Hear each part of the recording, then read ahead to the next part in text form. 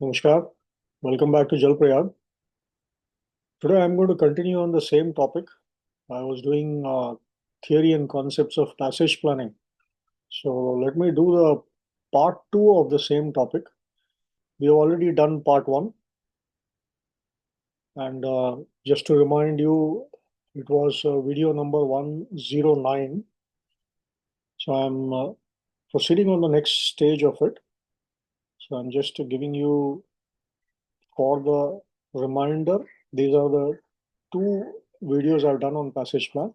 7, 8, as I had last time mentioned, it is more of a solved real plan on for an MMD exam question, but 109 was purely theoretical concept.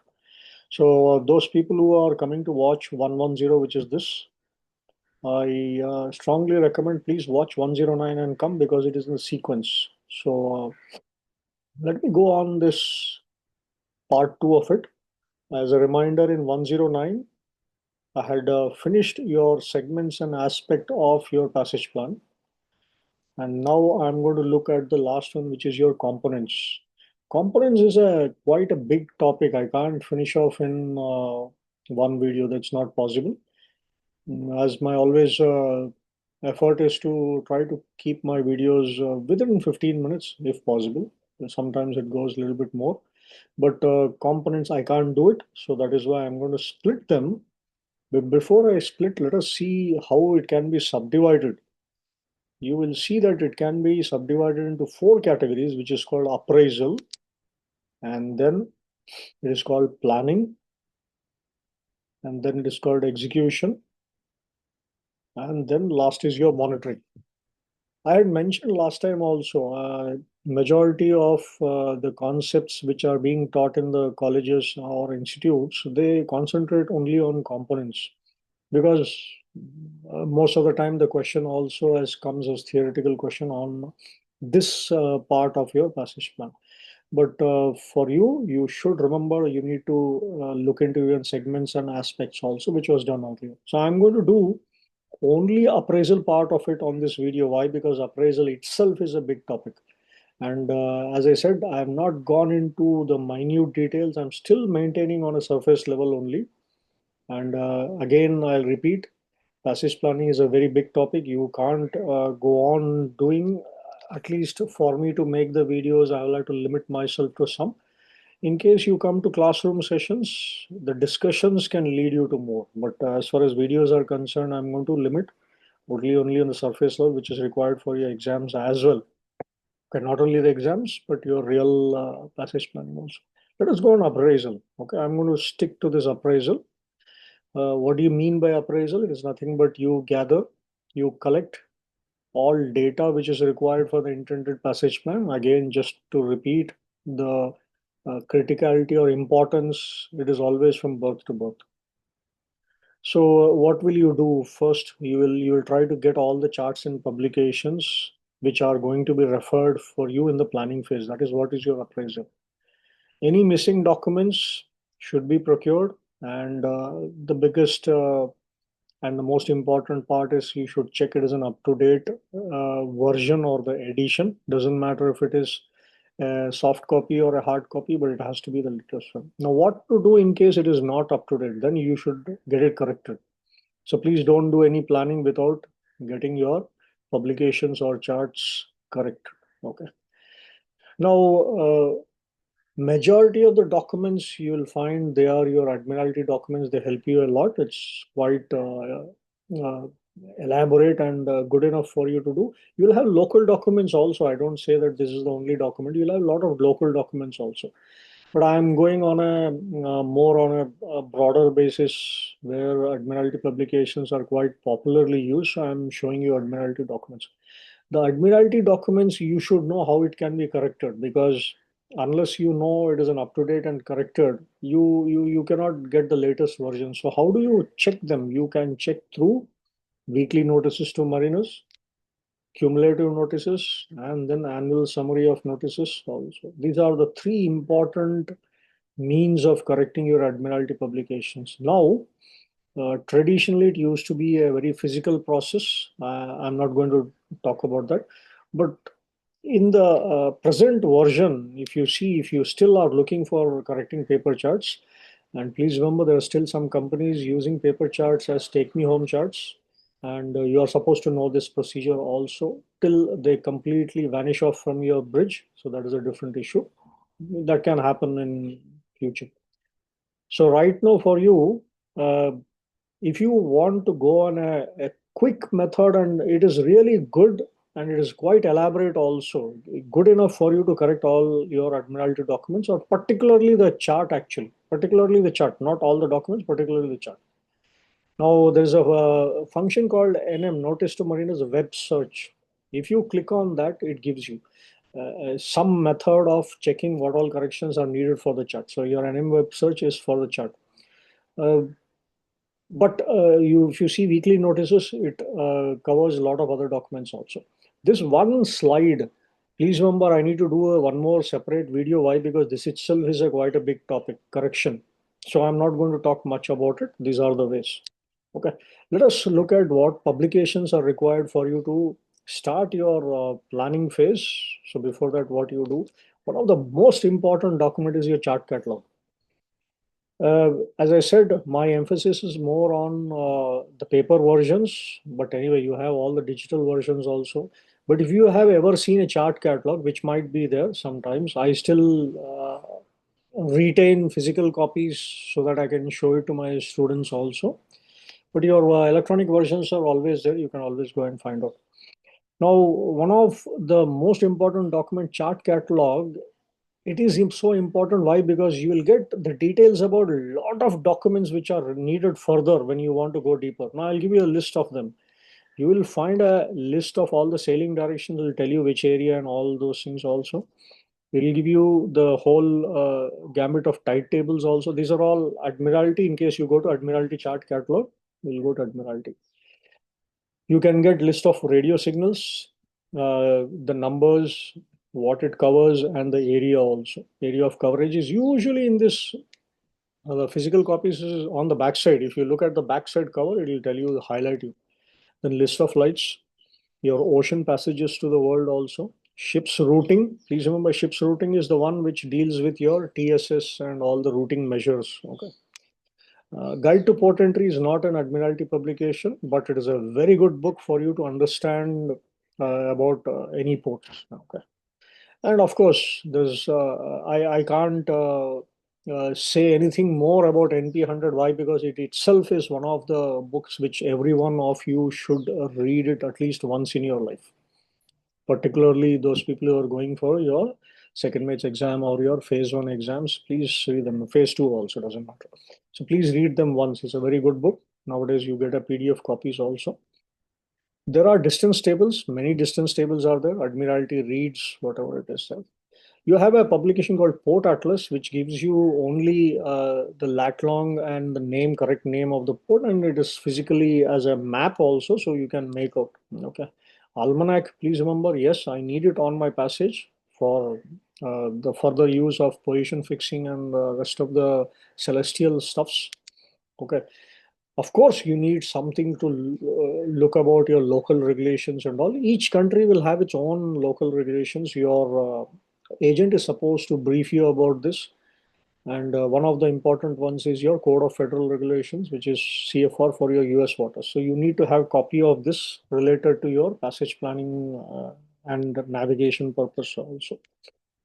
Let us see what types of charts are required. Now, again, all this will be available to you in your chart catalog. Simple. The first one which I usually need is particularly in the place where there are a lot of thought process is required, particularly in your Malacca Strait, Singapore Straits, and English Channel. These are guides. You will see in two forms. It will be a booklet form also, and you can have a chart form also. It is called Passage Planning Chart also. It's a very good book for you to start your passage plan, particularly. And of course, you need routing charts, which are monthly. So wherever the area you're going, you need all the 12 months, depending on which month you are going. I need mnemonic chart as a paper version to make a GC route and then convert them into Rumbline. You might need this HRA and convoy charts also. And remember, the normal charts where you are going to plot and do the planning, they are divided into small scale, medium scale, and large scale. So you need them. You need to choose them on your chart catalog. Okay. Let us look what kind of navigation warnings you might need for your passage planning. You will need your EGC messages, which usually they come on your SATC. Then the local navtext messages. These are the first information. The fastest way of getting you any warnings is your navtext. Okay. Then these nav area warnings come to you with your weekly notice to mariners also, and TNP notices come with weekly. Then it can be located in your annual summary also, and then you can use your NM web search also. Okay. Let us look at this component which is in the appraisal. Your past record and past experience, I think, is one of the best way to guide anyone who is doing a passage plan if he's doing for the first time. You will have some record of your vessel's past behavior. Now, in case you have gone to on a particular route, particular weather conditions, or particular port, these are some things which come out of your own experience. It can be logged. Many standard companies make a log of this, and you are supposed to write whatever you were experienced so that it is useful for the next future generation also. But at the same time, let us say you are yourself going into the same particular route, particular weather, particular port.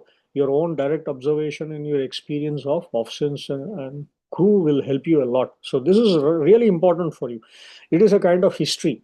See, sometimes usually, I know this is a completely out of topic. People say that why you want to dig up history. Please remember, without your history, there is no future. So without a past, there is no future. So this is a very important concept in your life as well as in your this one. So you can't discard your history, provided it is narrated rightly, not false narratives also.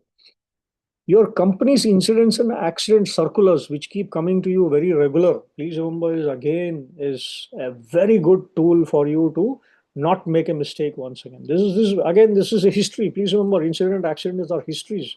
You have to learn from your history. Let us see what ship data do you need for appraisal part of it. Of course, 100% ship's operation manual, your stability booklet, which involves, and your maneuvering booklet is one of the key factors for you to use on the bridge also. Let us see what you need regarding cargo data. Now, all the documents related to your cargo care, precautions, emergency response, medical aid, you should have it in your passage plan. At least you should tell where to go and what to find also. Okay. So a couple of examples are for you is your MFAG, ISGOT, and SIGTO and all. I mentioned them. These are some cargo related books you can use. They support you for contingency and medivac also. Please remember, one of the aspect of your full passage planning was your human safety also. So this is coming under that. Okay. There's one more important thing which many people do not think and can do a mistake is your type of cargo may force you to take a particular deviated route rather than a normal route. I'll give you two examples. I'll just give you two examples. You can find more. Okay, as and when time comes, please remember more and more stringent regulations are coming. I'll give you two examples. Please see here. A dangerous cargo will not allow you to go in the inshore side of Ushant TSS. Ushant TSS, this is a way of pronouncing in English. It is written slightly and pronounced slightly different. It's a French port. It is in the English channel. Those people who are not aware, if you come, let us say, from Mediterranean Sea, you're coming out and you're following the coastal route along Europe, you will see, you will cross your Bay of Biscay and then you will come to the Sushant TSS. So this is one of the first entrance for you in English Channel. Here, dangerous cargo has got a limitation. Please check that before you put your passage plan. Second one, if you have oil and chemical cargoes, you have some restrictions in North Sea TSS also. That means you enter your door, let us say you come from English Channel, enter your door. There also some restrictions are there. You have to follow this. And if you don't do this, you can attract penalty and more, maybe depending on what is your type of violation. You are violating the routing measures, ship's routing measures. So you have to be careful on this one. Okay. So this is the place where you can find these things, ship's routing, and as well as chart itself. Chart can tell you. Paper charts do tell you. This also tells you. Only thing is the paper chart is very clearly visible. In your EGDIS, you'll have to click the information and you have to find out. So make sure whenever you see an information symbol, check what is that in your EGDIS. Now, please look at this external things which are going to affect you in your appraisal part of it. Of course, political disturbances. It can be internal, which can cause a civil war. Please remember, you can call what happened quite recently in Bangladesh. That is a typical example of political disturbance and almost trying to go into a civil war. Local strike, it can happen. Your shore people in the port can go on strike. That can affect your arrival, departure, as well as your cargo operation. War zones, I need not emphasize too much. Your Russia, Ukraine is good example, and then after that, Middle East for some time. So these are the things you will have to look into your appraisal part of it. So since I said your appraisal itself is quite big, so that is the reason my idea was to make a separate video only on this appraisal, and I can at least go into little bit details which a first timer can use them. So I've stopped this video with appraisal, and I'll try to club both the next two components, which is your execution stage and the monitoring stage. I'll try to make it in one because that is not so big. Planning stage is also a big one. So before my execution and monitoring, I'll have to do planning. Planning phase is a big topic as well. So I might have to do one more video exclusively on planning, and then I will go for a combined one for the last two components. Please keep watching Jal Prayag. Until then, Vanakkam, Namaste, Namaskar. I'll come back soon with the next video.